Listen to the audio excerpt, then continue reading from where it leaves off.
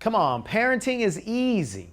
You just do the things that make those little people better, and don't mess up, and just be perfect. It's easy, right?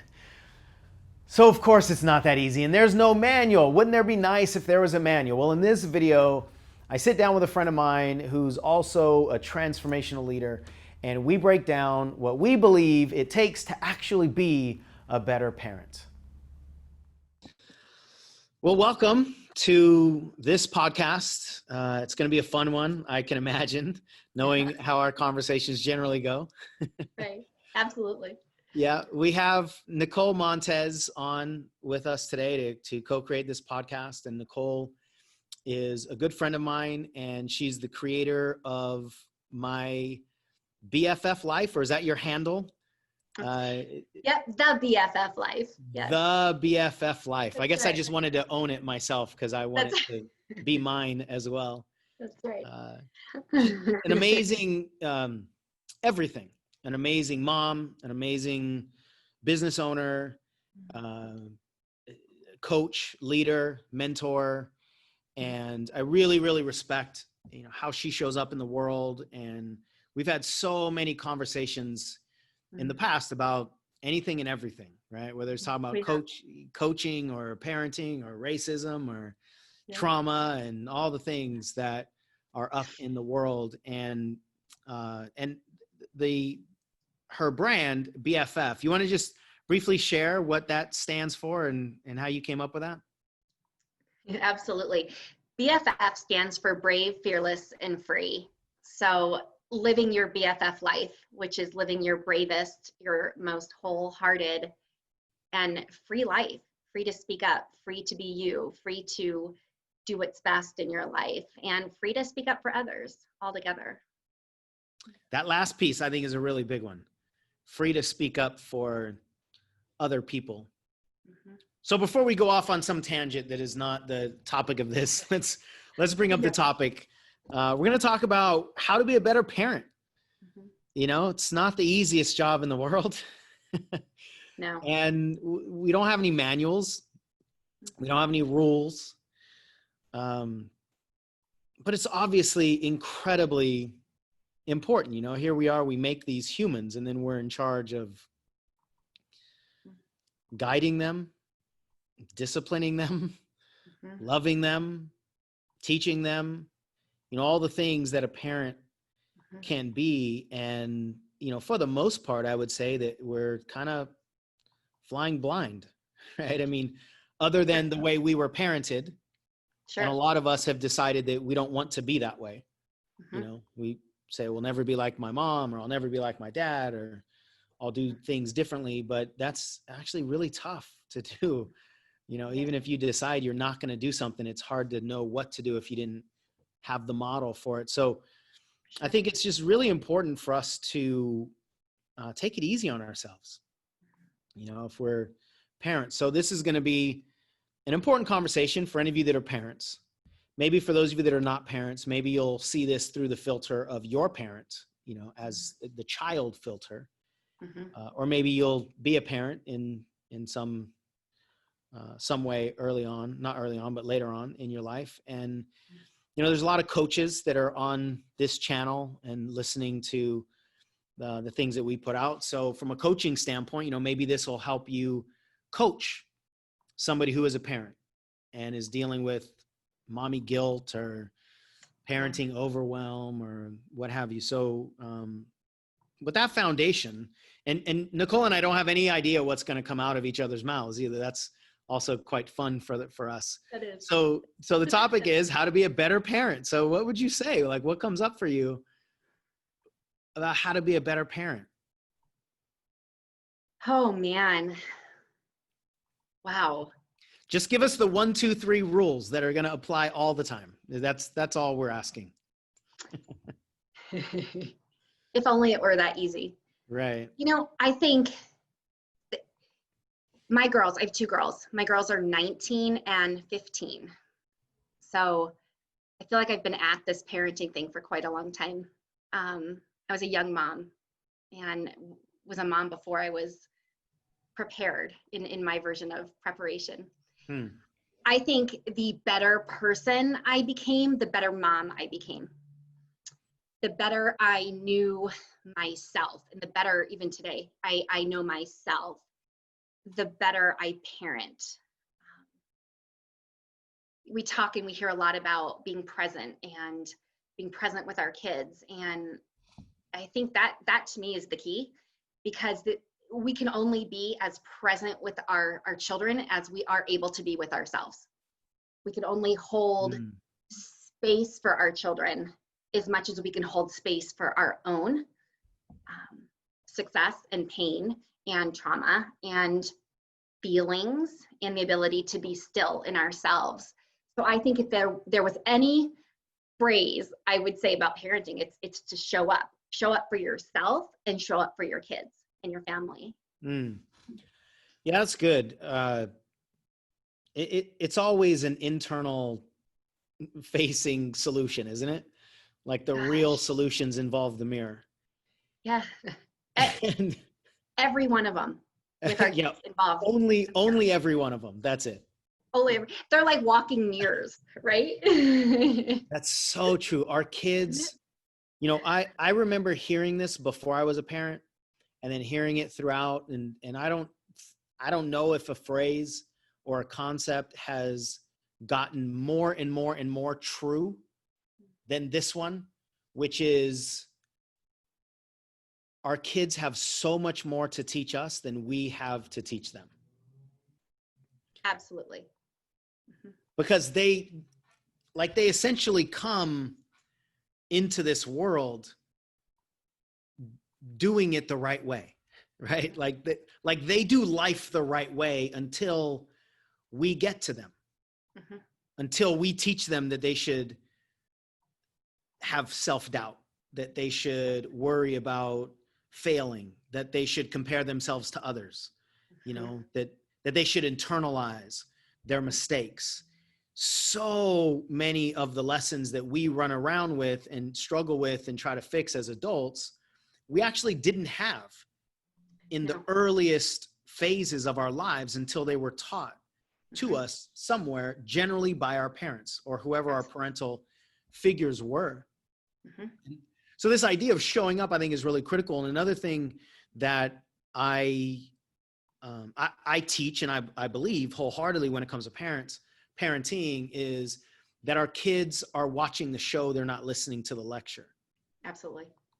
So we can tell them all we want, but they're paying attention to who we are and how we show up in moments of crisis or conflict, or how we deal with our own anger. We can tell our kids to not let our anger, or to not let their anger overtake them, and to just find compassion for other people, or whatever these rules are that we want them to live by.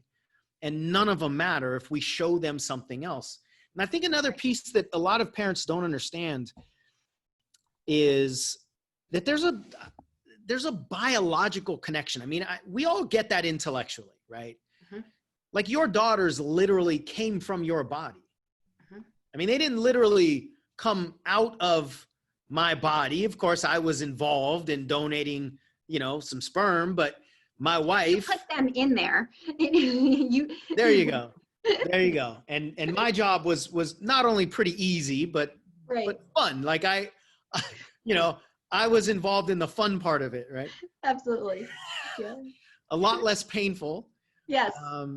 Yes. And then you've got this child who grows for 9 months, give or take, in a human body, and literally they're sharing fluids and food and emotions and thoughts and habits. Like they are growing up in this ecosystem that is literally nurturing them all the time, 24 hours. And then they come out of this world, or into the world, but they came from this other world. Right. And that's how a lot of our beliefs get transferred. They get transferred energetically. And that's why a lot of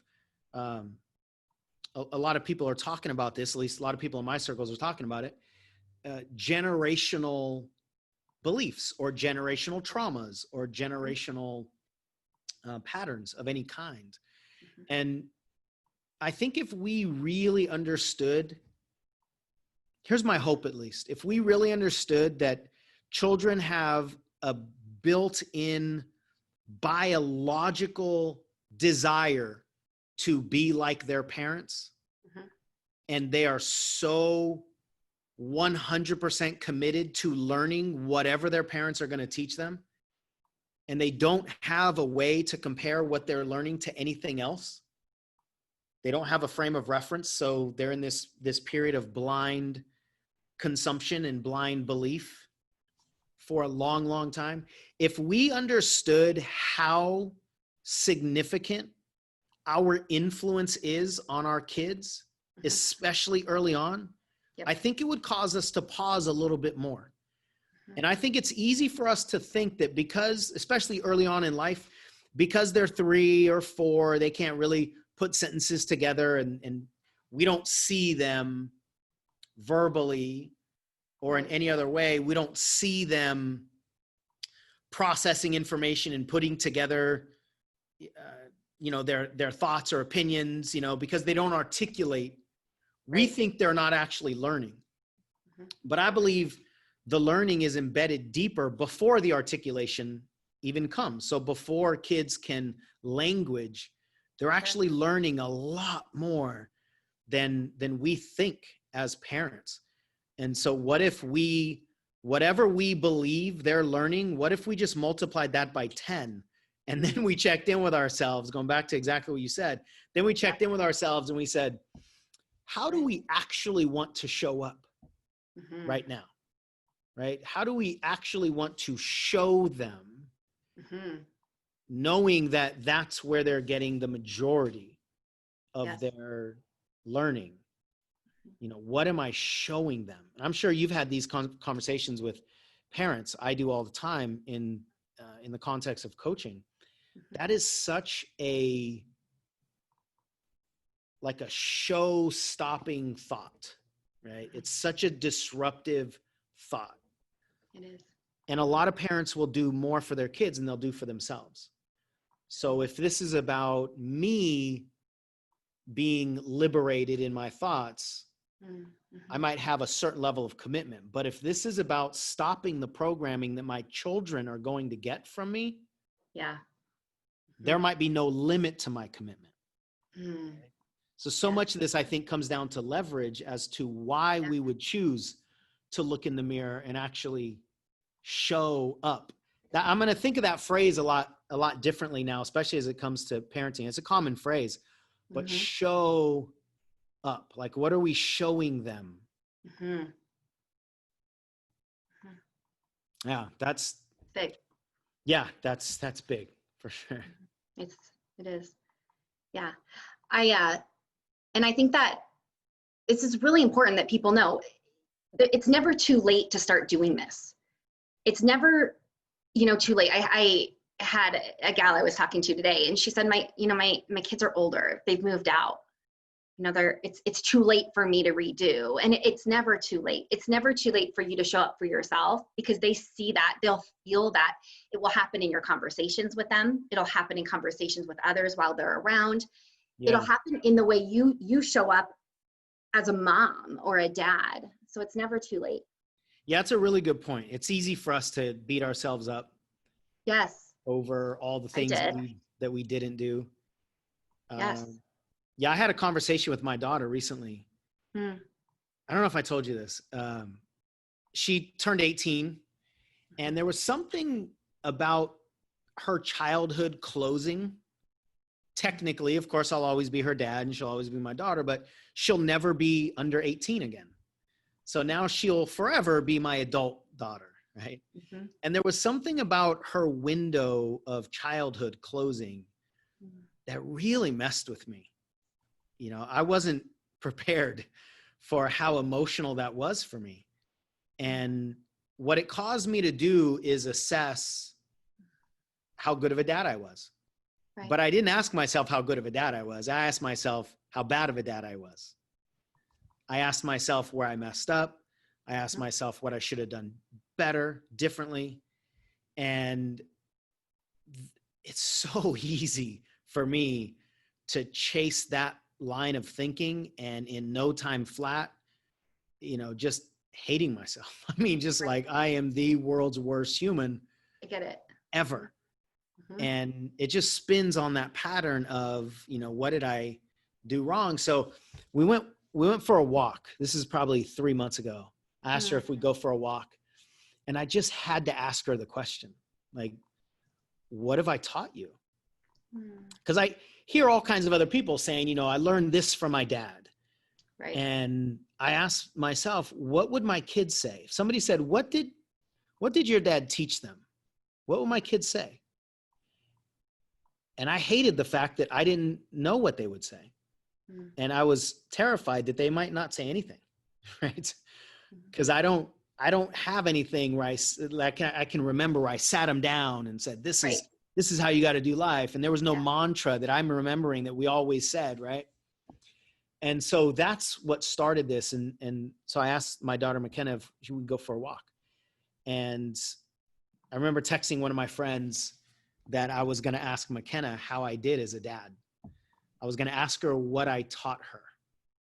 And when I texted that to my friend, she just immediately texted back just the F word, right? Just like, yeah. Oh, like the gravity of that question, right? And so we're on a walk and I am in my head so much, I'm terrified of asking the question. And I think she's going to give me a pretty good answer. I think based on what I know and based on who she is as a kid and based on some of the things that I've heard her say and that we have talked about before, I pretty much know the answer is going to be good. And I was still terrified of the question, just in case it's not, right?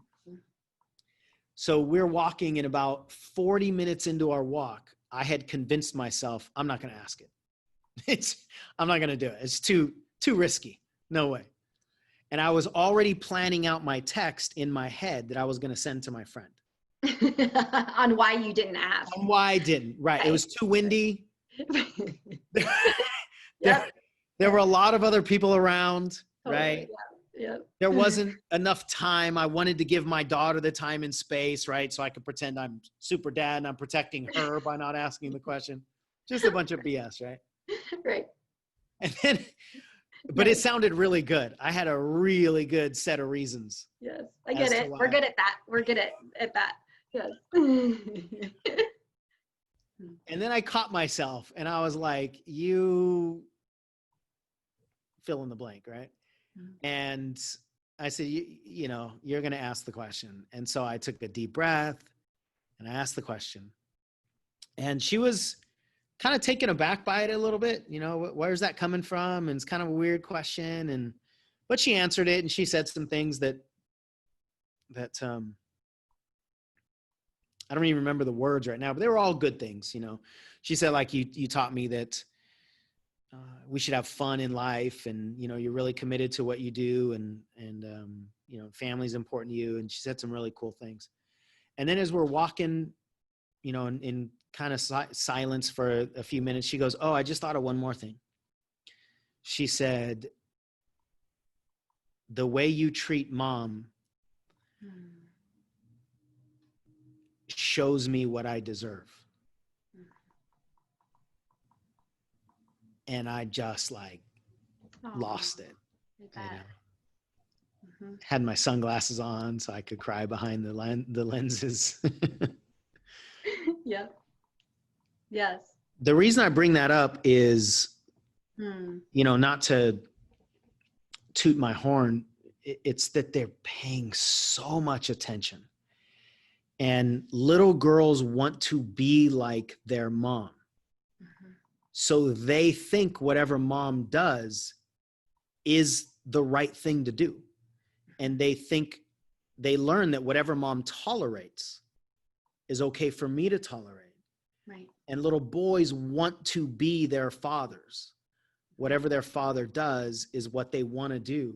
Correct. And then cross gender little boys have a crush on their moms and little girls have a crush on their dads.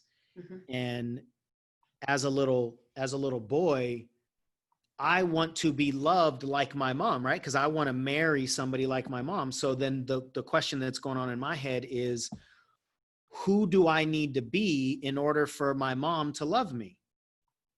And then I'm going to look at my dad, and anything that my dad does means he gets to keep the woman that I want.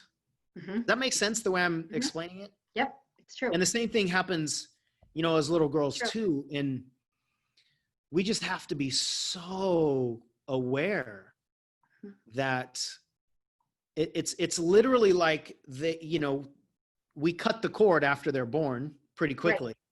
Right. But we don't actually cut the energetic cord. No. We don't cut the parenting cord, the emotional cord. Maybe ever. Ever. I don't think ever. And so hopefully for me, this is true. And for a lot of my clients, this is true. Hopefully that just causes us to go, maybe I do need to look in the mirror, and just make one small shift. And like you said, it's never too late. So if you have something else to add, you certainly can, but what's one of those things that you've looked at with yourself when you said being a better person or being a better you, being more present? What's one of the biggest lessons or one of the biggest things that you've confronted?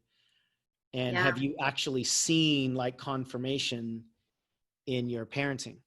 Yeah. I'll give you the biggest one. It's actually one of the most recent. When I started doing some of my own trauma therapy, this is where this came up for me, and this is important because I was raised, we're the same generation, Sean, you and I. And I was raised in a generation where my mom wanted perfection. She worked a lot. Yeah. I was consistently told to, look good, look pretty, act right, pay attention to what people think of you. She wasn't present for me. She was verbally, but she wasn't emotionally. And so I just grew up stuffing everything. I just outworked. We've talked about this. I outworked my feelings in everything. I outproduced my feelings. I outworked. I outfought my feelings. And I did that with my girls, especially my oldest. And that dynamic happens with two girls a lot. But when I started this, Allie was, 17. She's 19 now. And I thought it might be too late. I thought I've raised a daughter who I've consistently told, but you can do it. You're tough. It could be worse. I never sat with her. And I don't mean physically sit. I mean emotionally sit. There's a difference. Yeah. I mean, I was correcting and fixing and coaching. I'm a coach by nature. You're a coach by nature. It's natural to me. Problem, fix it. Problem, fix it. So I was skipping that middle ground, but I did it with myself. And once I did a little trauma, I did a lot of trauma work, a lot on my own too, by the way. I started asking myself what I feel throughout the day. Yeah. And I hated this question because it was so irrelevant to me. Growing up, as far as how I felt didn't matter. What mattered was how I'm serving and showing up and achieving. And the more I could identify what I was feeling, which by the way, at first I couldn't, I didn't know. I realized I couldn't identify what my girls were feeling either. And I would talk them out of feeling anything anyway and made it logical. Everything became logic. So the more I could ask myself, what am I feeling? And I do it daily now. I could start doing it with them. So I could start saying, and it took me a while to kind of retrain this, but it allowed them to show up as fuller human beings. It allowed them to be imperfect and unjudged. And I felt our relationship deepen because I could sit when they were sad. I could sit when they were angry. That was another one I wasn't able to sit with, was anger. It was uncomfortable. So being able to sit with your own emotions, identifying what I'm feeling, I'm able to do that with them. And that was the smallest change, but it's made the biggest difference in our relationship. Like, what have you seen? What have you seen, if there's anything somewhat measurable, or, things you can actually point to, whether they say things they didn't say before, or do things they didn't do before? Yeah, quite a bit. They tell me more. They tell me most everything. I'm sure not everything. They tell me most everything. They're not afraid that they'll be judged or fixed is a big one. Wow. So they'll tell me when they feel like they've made a mistake. They'll tell me when they're feeling uncertain, unbrave. That's a word. Yeah. They're honest. They're honest because I can handle it, and I can show up for myself. Therefore, I can allow them to show up for themselves. And that is a key thing we were missing in our relationship. So I've seen, they tell me much more. They also come seek comfort from me a lot more. And I don't know that they did before. I thought they did, but not really. Not emotional comfort. Not, can you just sit with me in this? I screwed up, or I didn't get a good grade on this test. My oldest, she wants a boyfriend, right? So she consistently likes to talk about, I wish I had somebody to date, or I wish I had a boyfriend, and I hear it all the time from her over and over, but it's being able to sit with her in that and understand I can't talk her out of that, but I can be with her in that. Right. I can just listen. So I think our relationship the trust is improved. The safety is there. The safety. I can see that in their eyes when they're talking to me. They're not looking for my approval. They know they already have it. Wow. You said some really profoundly important things in there. They already have it. I mean, obviously we show up, maybe not obvious to everyone, but we show up differently when our approval's not on the line. And that's also one of the things that kids desperately want is approval from parents, because what happens if you don't get approved of by a parent, right? You could get dismissed, and if you get dismissed, you could be in danger, you could be in trouble, or what have you. So there's, I think, an embedded desire to be approved of. And if my approval of you depends on you being fixed, or you being perfect, or you being pretty, or you not messing up, then clearly that's where the focus has got to be for them, is I need to do it right. And what a gift that I think you've given Izzy and Allie, and what a gift that we can give our children, rather, as parents, is that gift of truly unconditional approval. That my approval of you isn't conditional upon your grades or upon even your behavior. I think that's a really critical one.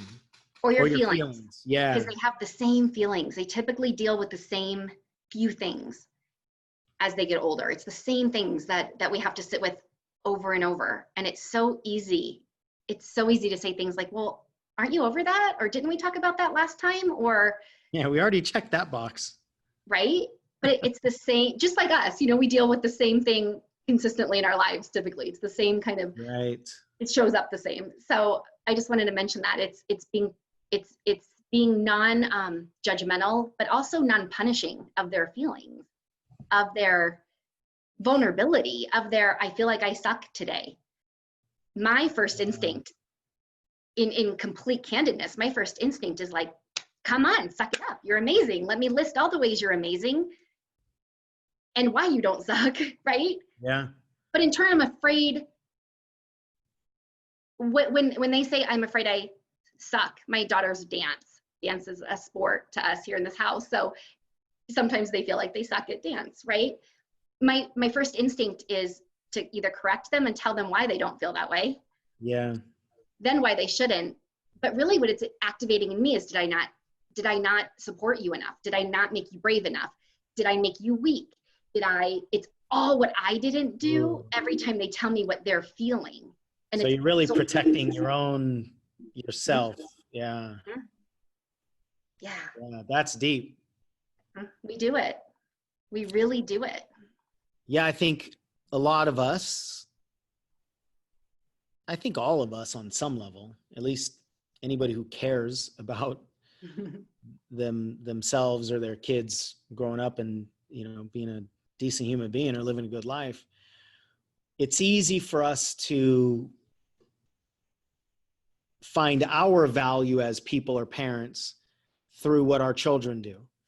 And if they mess up, then we messed up. Mm-hmm. And we're so afraid of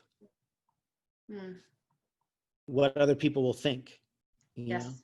I remember a story. I was talking to an elementary school teacher, and we were talking about this concept. And she said she had one woman, a mom of a little boy, and this mom would always come in and basically make excuses for the kid, right? Sorry, he woke up late or whatever. And she said one time the boy came in and he had like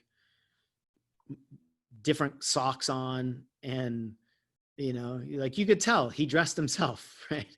And his clothes didn't match, and the woman came in and she essentially was apologizing to the teacher for how the boy looked.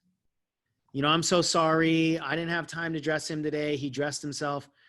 And the teacher just like on some level was kind of fed up with it and sort of wanted to, I guess, maybe stand up for the boy, but also like teach this lady a lesson. And she goes, "Ma'am, we know which kids dress themselves. Like, it's not an indictment of you as a parent if they come in looking like they dress themselves. Like, we get it. You don't have to send us a note and let them know that your child dressed themselves, because that's not a reflection of you."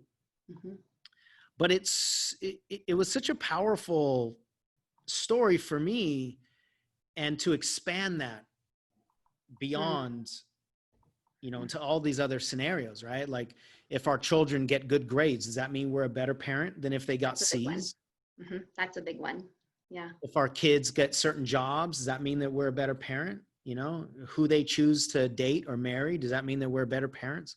If they become Christian, if we're Christian, if they, continue on in our ways, does that make us a better parent? And of course, that's especially based on what we've been talking about. Right. Yeah, we're super influential in their lives, and they still have the ability to make choices. They have the ability to dress themselves and not match. And I think that key thing to understand, this might not even make sense as I say it, but as much as we are influential to them, when we remove ourselves from responsibility for everything they do, we can actually be a better parent to them. Yes. And I think the reason is because of what you just said. Because if we are taking ownership of all of their choices, then we're going to protect our own emotions. Yes. By fixing them. Them meaning the kids, right? Like, if I could fix your behavior, then I can protect my ego. And it's like our survival. It's if our identity is wrapped up there, it's our survival. We have to make you good, and because that means I'm good and I did a good job. Yeah. And I can't imagine that I didn't do a good job. Yeah, that's huge. And it's hard. I can already kind of imagine, and I've had these kinds of conversations before, and one thing that people tend to think when they hear me or somebody say something like that, they tend to go to the opposite extreme and go, "Oh, okay, well, so what does that mean? Like, we just let them do whatever they want and not discipline them and not punish them?" And that's actually not what we're saying. We're saying that, or I'm saying that you actually have more influence over them when your self-esteem is not wrapped up in their behaviors, because then it's coming from a clean place. Right. And they will receive it differently, because if they need to, what's the frame? Shape up or ship out? Mm-hmm. If they need to shape up, Mm-hmm. if they need to be perfect Mm-hmm. for you, for us as the parent, then if they're not perfect, then they're disappointing us. And I would imagine that you've dealt with this in your conversations. I deal with this a lot with just anybody, like the feeling of disappointing a parent Oh yeah. is really deep. Big one. Mm-hmm. And a lot of times parents will say, you disappoint me. Mm-hmm. And usually it'll come from behavior, right? Mm-hmm. Like, I caught my child, this isn't true for me, but I caught my child drinking, when they were 17 years old. And as soon as they come home, I'm so disappointed in you. Right. From the parent's perspective, what we're saying is we're disappointed in the choice, but that's not the words that we say generally. Mm-hmm. We say we're disappointed in you. Mm-hmm. Mm-hmm. And I can't tell you how many times I've done Mm-hmm. deep coaching work with somebody, Mm-hmm. and we're essentially doing emotional surgery trying to undo that phrase right there. Mm-hmm. I'm disappointed in you, Mm-hmm. which means you disappoint me. Mm-hmm. And by the words, it's the essence of you. Yes. Not the behavior of you, the essence of you. Mm-hmm. So, and we're more likely to do that when we're emotionally attached, like we're saying. So when we're not emotionally attached, then it's so much easier to check in with ourselves. Okay, my child was caught drinking. My child committed a crime. My child got pregnant. My child didn't get all A's. My child did whatever. Mm-hmm. It's not a reflection of me. I do have influence. My self-esteem is not under attack here. How can I show up for what my child needs right now instead of protecting me in their moment of trauma, Mm-hmm. in their moment of emotion?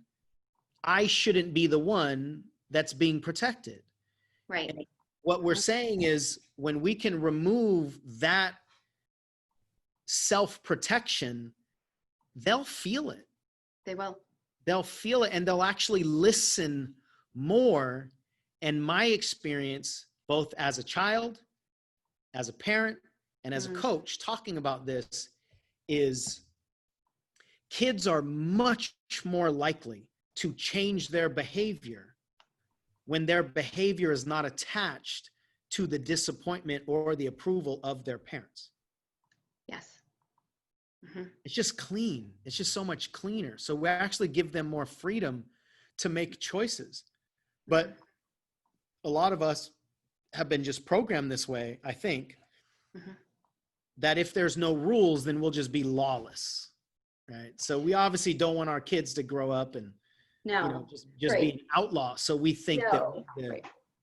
to, really come down hard on them, but we're actually doing a much bigger disservice a lot of times when our ego is being preserved.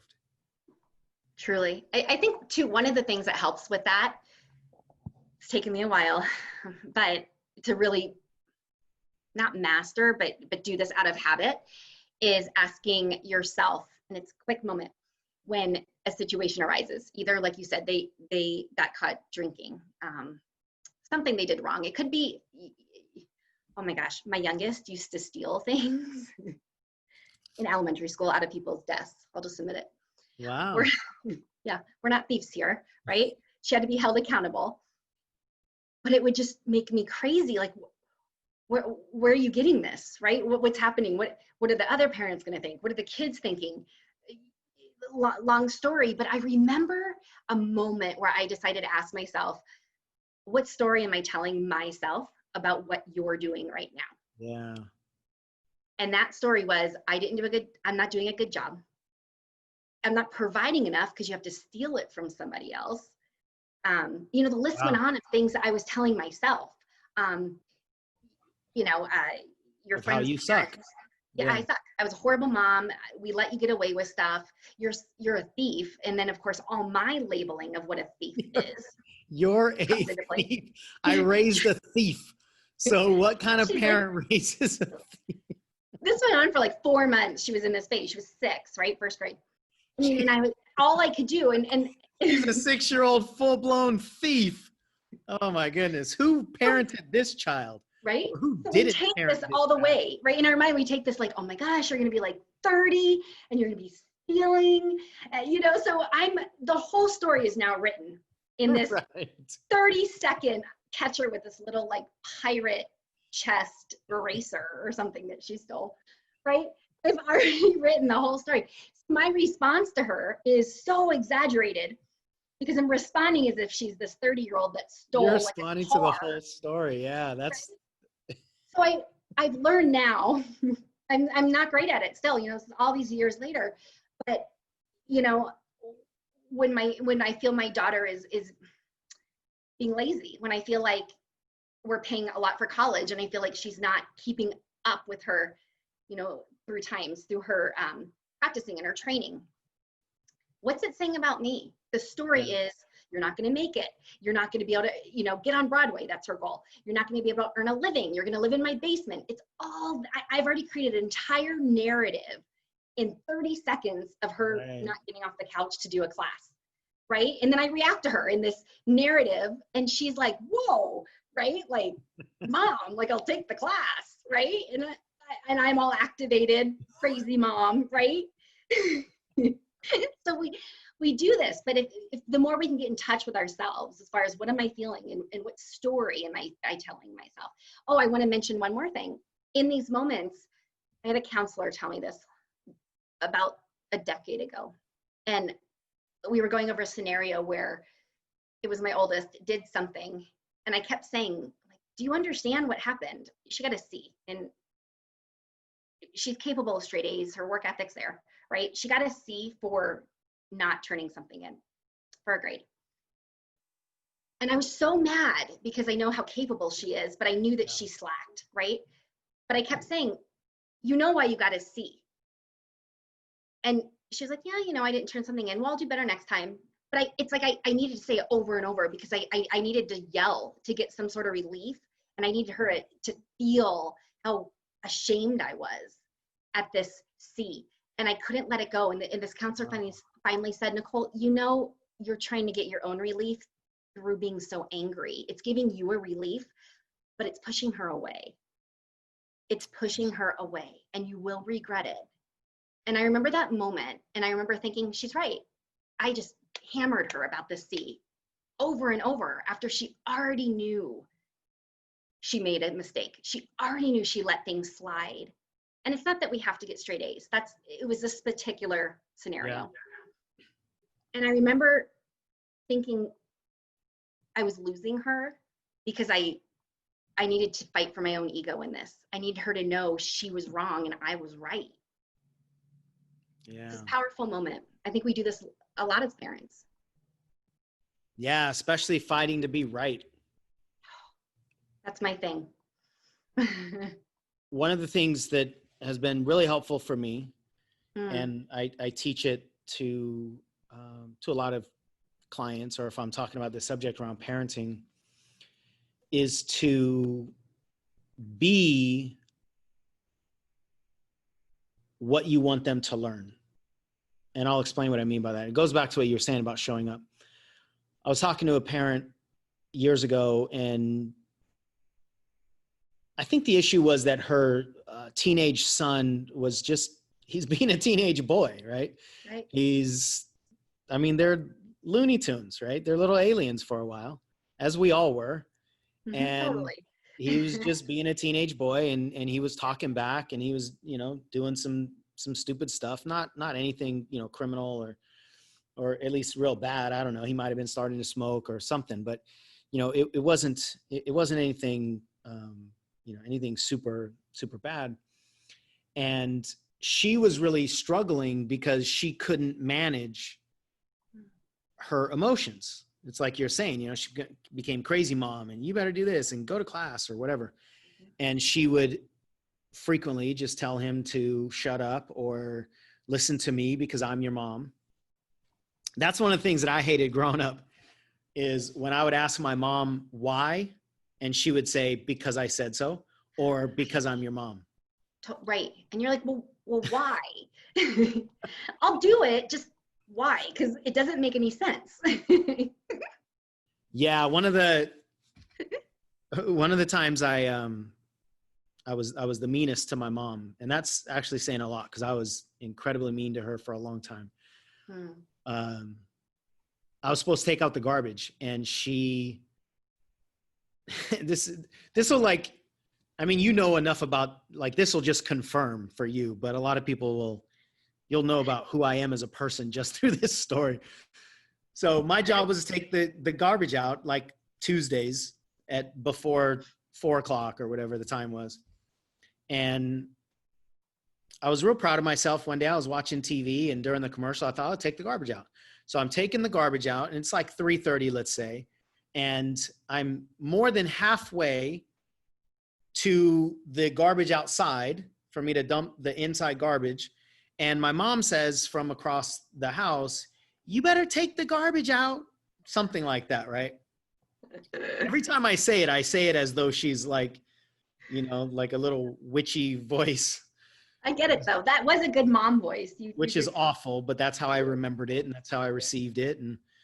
And as soon as she told me to take the garbage out, I was like, oh, hell no. And I turned around and I put the garbage back because she was not going to tell me what to do. I'm 14, 15, right? I've got the entire world figured out. And she wasn't my boss, right? She's not the boss of me. Yep. So I was closer to actually dumping the garbage than I was turning back around, but yep. I went out of my way to prove the point. Yep. So then she comes into the room maybe an hour or two later and, asks about the garbage. And I said, no, I haven't dumped it. And I'm irritated, activated, right? I'm ready to fight. And she says, why didn't you dump the garbage? And I said something, like I just didn't want to. And, and so she, we go back and forth a little bit. At some point I go, I mean, why do I have to dump the garbage? Because she goes, because I said so. No, I said, why do I have to dump the garbage at 4? Because they don't come for the garbage until tomorrow morning. I got the rest of the night to dump the garbage. She didn't like that. She goes, because I said so. And I go, well, what does that mean? And she goes, because I'm your mom. And here's what I said to her. Such an a-hole. I go, so if you were my aunt, would I have until 6? Bless your mother's heart and soul right now. Honestly, straight shot into heaven. You don't even have to stop and justify. We have no questions for you. Who was your kid? Okay, straight through. Let this one through. Let this one through. I think your wife has that too. I do think she has that straight shot too. My wife, my sister, anybody in my circle. Right. Totally. Right. Yeah. I'm doing this for their salvation, right? I am who I am for their salvation because they're getting a straight shot. No, Amazing. No questions asked. But it was, like if you were my mom, and then I said, just because you gave birth to me. No, I said, what does the fact that you gave birth to me have to do with the time on the clock when I have to dump the garbage? Which is, by the way, a fair question of an adult. It's a fair question. But, I mean. It is a fair question. And so evil because it was not coming from a nice place. And then I got grounded, right. As I should have. I'm guessing. Right. Yeah. But we did grow up in that generation. We did grow up in that because I told you so, because I'm your mom, and don't ask questions, don't question authority. Yeah, all that. We are, I mean, I'm naturally disruptive like that. If it doesn't make sense, I was the one that said, why? Right? So I get that. Yeah. And you and I are both disruptors, like you said, by nature, to I a get that. fault. I'll No, go ahead. absolutely to a fault. Yeah, I'll go ahead. In that scenario, yes. Right. Because, we get to be right, but what do we actually gain, especially when we're talking about relationships. So back to this story, this woman was really struggling because she would always just lose it with her kids, with her son in particular. And I said, what do you want your son to learn? What like in life, not just now or, in these moments, what do you want to teach him? And I don't remember the exact words that she said now, but it was something like grace and compassion and love, right? Some words like that. And so I said, the next time your son is at the top of the stairs, there was some specific moment at the top of the stairs that had happened. The next time your son's at the top of the stairs and he starts being a teenager, I want you to ask yourself, what would love do right now? Not what should I do, or what are the rules, or how can I shut him down, or how can I get him to conform, or any of those kinds of things that are probably the default questions, whether we're aware of them or not, that we go through as parents. But it was just, what would love do right now? And it goes back to what you were saying about showing up, right? But it's showing up as an essence. Correct. Not as an intellect or as our ego or as the one that needs to be right. And how many times, and love doesn't need to be right? Love protects the relationship and knows what to say and when to say it. And if we, going back to this idea of disciplining, how do you punish your kids? You can actually say the exact same things your anger says, but just say it as love, word for word, like literally read the exact same transcript, and it'll land better. And your children will actually probably change their behavior faster. They will. And they won't be carrying around this excess emotional attachment that we give them. That's true. I think as parents, it's our job to teach a balance between accountability and grace.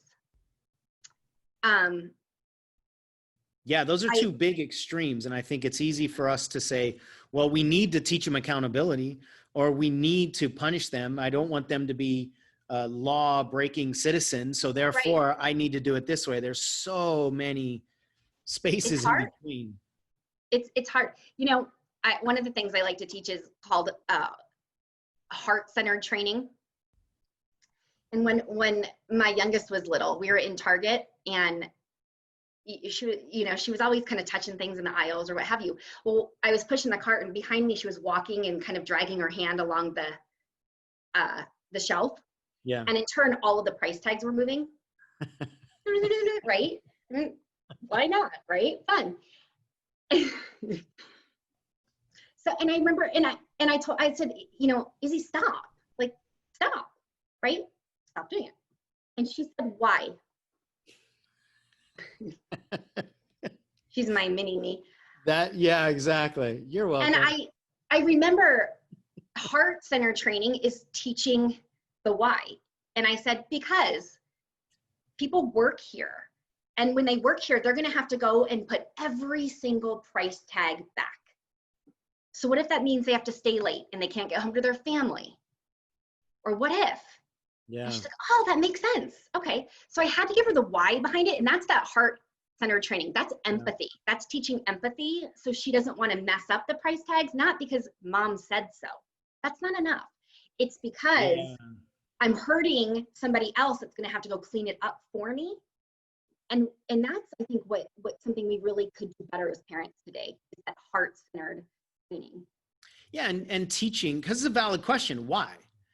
I think we don't like that question either because we were taught early on that you're not supposed to ask that question.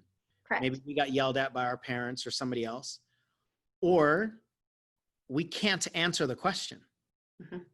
Like, how many times do we regurgitate rules that we learned from our parents or somebody else, And if somebody asked us why, or Right. if they asked us to explain it, we actually can't. Yeah, like, why do you put your napkin in your lap? I don't know. We're supposed to. But really, why? It's so Yeah, much easier to little say, stuff. don't ask that. Just do it, right? Because then we don't have to confront our own stupidity. Totally. Yeah. And that doesn't feel good to have to say, I actually don't have any idea why I'm demanding you do something. This is a that demand. I don't even know why. Yeah. Exactly. And I don't actually know why. So I think it's so much easier or it's easy for a lot of us to take those moments as a sign of disrespect. Completely. And a child at her age, she doesn't even have the capacity to disrespect. No. Like literally. I think that's something that we as parents really need to understand, that the human brain takes a long time to develop to a point where kids are intentionally disrespectful, or kids can actually empathize with other people, right? I don't know if you've heard this, but I heard, and I might be wrong in the actual number, but the concept applies. I heard that the human brain actually can't empathize truly until like the age of 13. It is 13. You can Is plant the seed. Yeah, you can plant the seeds. But they can't get it. Like Izzy can't get like, oh, so then she can't get it, but she can hear it. And that in turn, it's planting the seeds. And I believe in that from day one to do that. Right. And so for me, what's really important about that is, how many times do we punish them for not having the empathy that they are biologically incapable of? All the time. Because we learned that lesson at some point in time, well beyond the age of 13 maybe, or just because we're regurgitating how we got in trouble. Sure. For not being able to empathize or what have you. But that's another like short-circuiting kind of concept for me, is like, no, this child actually literally cannot get it. And if they can't empathize, can they actually disrespect? Nope. Don't you kind of need to know the other perspective in order to intentionally step on it, in order to intentionally not respect it?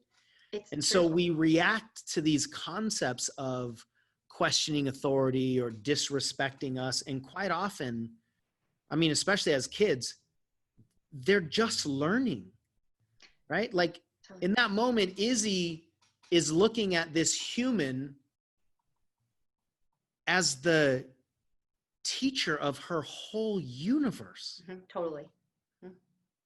And she's got this opportunity to ask her right. universal teacher, why?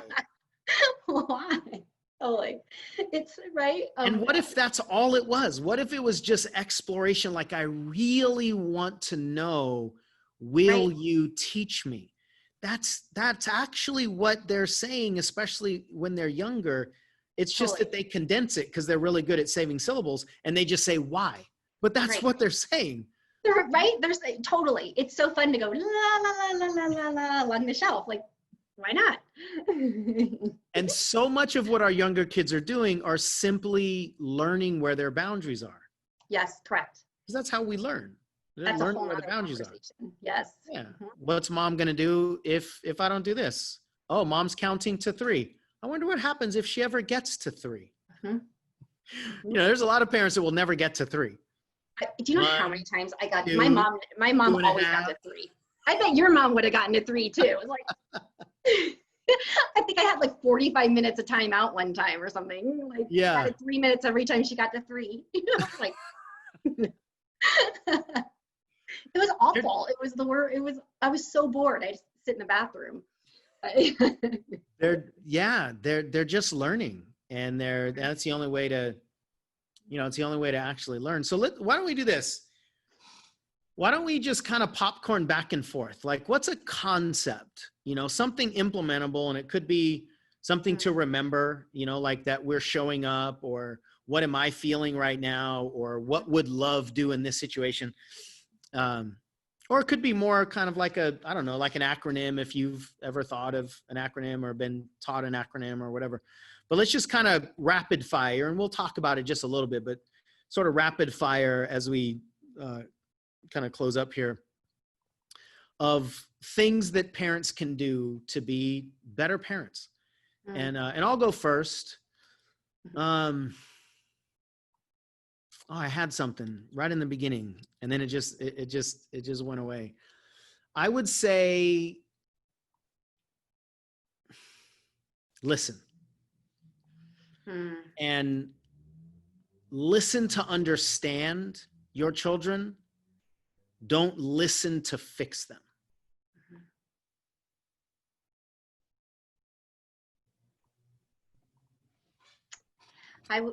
Is it my turn? Yeah, go ahead. Okay. I would say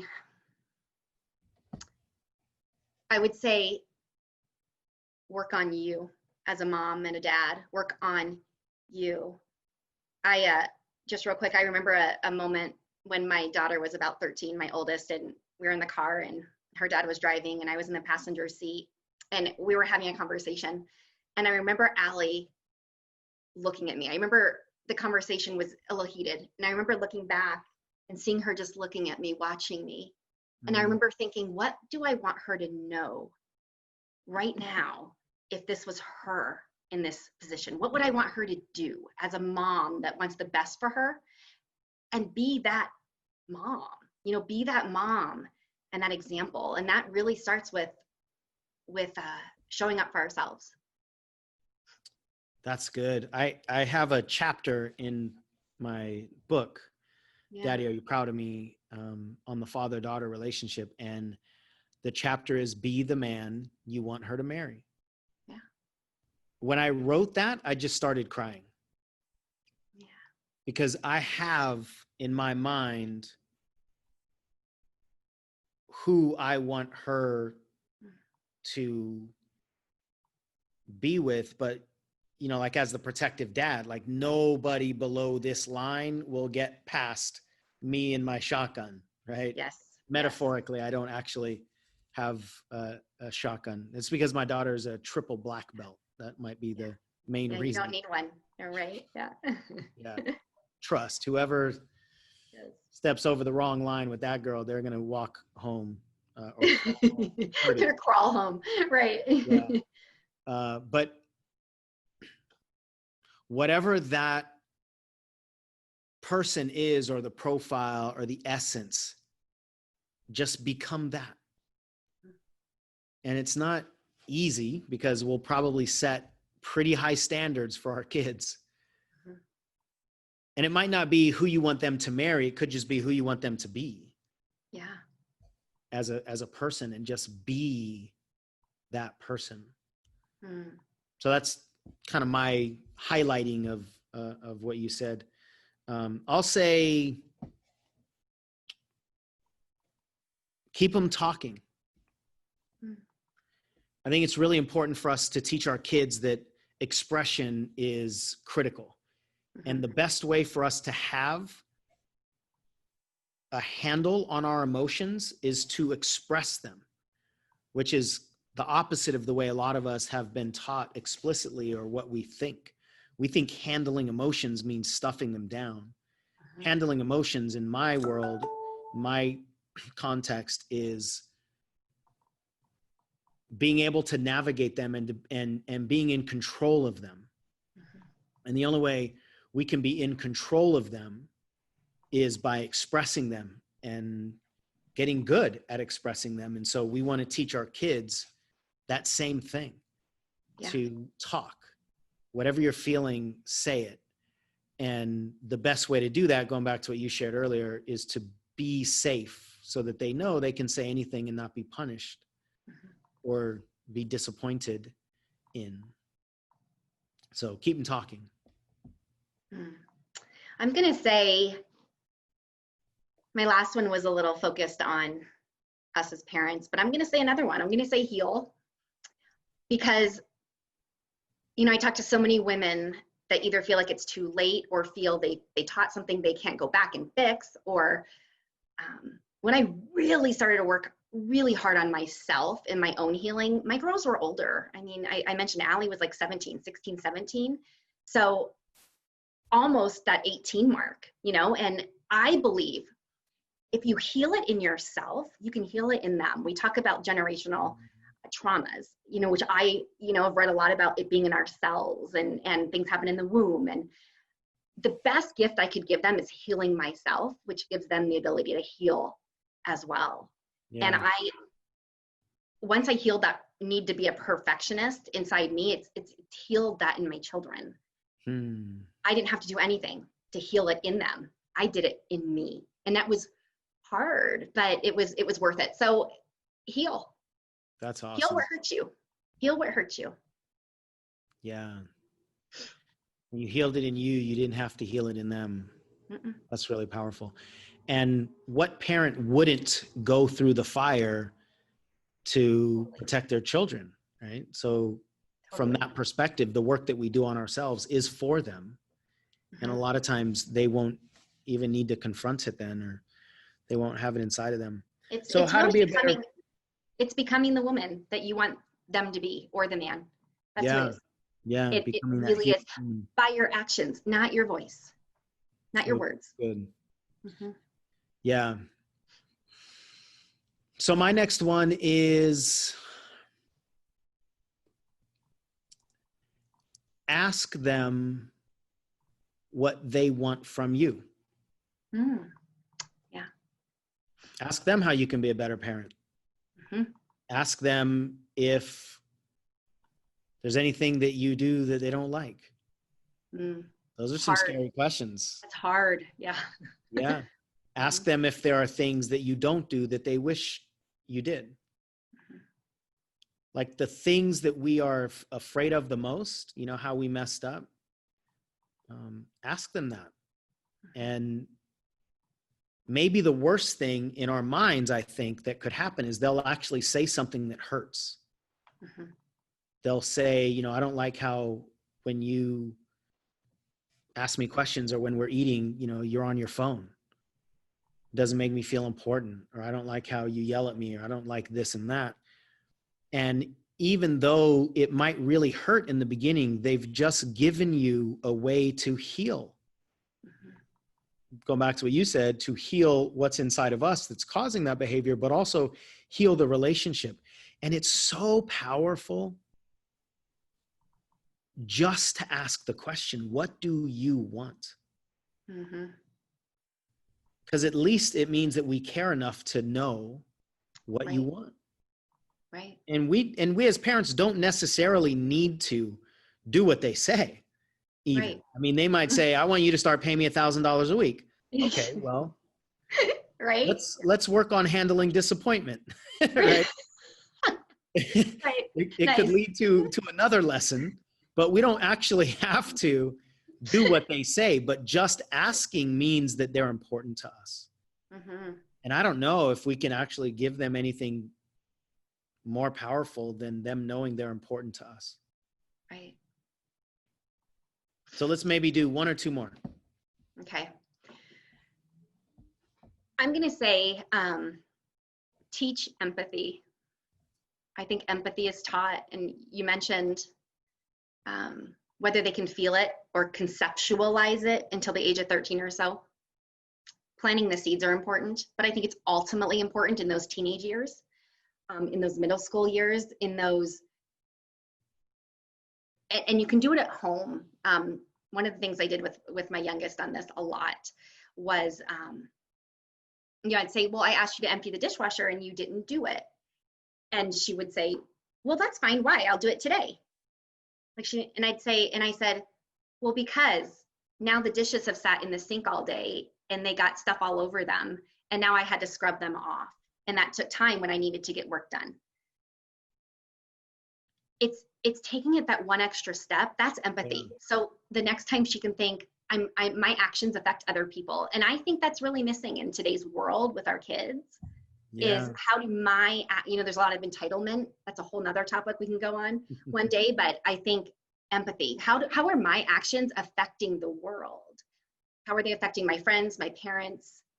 And that really is taught. It's just one extra step of they don't think like that. They don't think, well, if I don't take the trash out by 4, my mom's going to stress out all night because it's not getting done. And then what if I forget? And then, they don't think like that. Yeah. It's our job. It's our job to teach that. Teach them how to think, and then they'll extrapolate that lesson and apply it to so many other things. So, little Izzy swiping all the prices. Yep.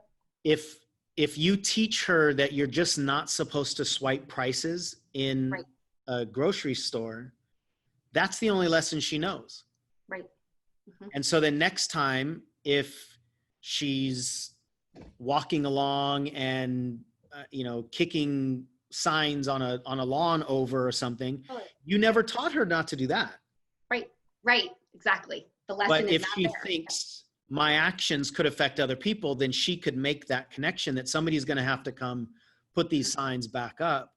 And I do think that is missing, is how to think and give our kids ways to assess and ways to make their own decisions rather than just collect a bunch of rules, right? And then they go off into the real world and deal with scenarios that we've never told them about. So they don't know right or wrong, and they don't know what to do, and they don't understand the effects unless they've been taught how to think these things through. Mm-hmm. And that also comes back to what I said, that second one is healing yourself, but also being the woman you want them to be. Yeah.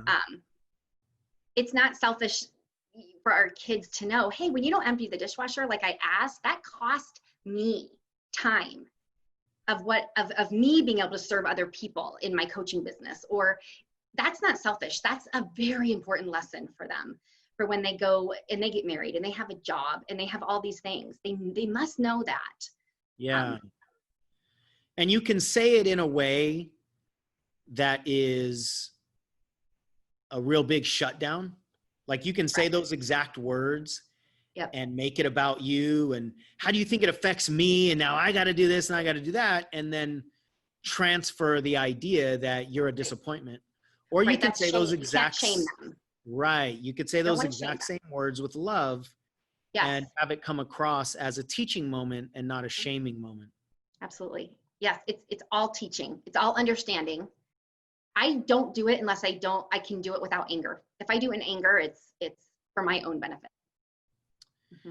Yeah, well, you even mentioned earlier that you've had challenges dealing with anger. I think that's a big thing. I think for women primarily, because men, we're taught to use anger as a weapon.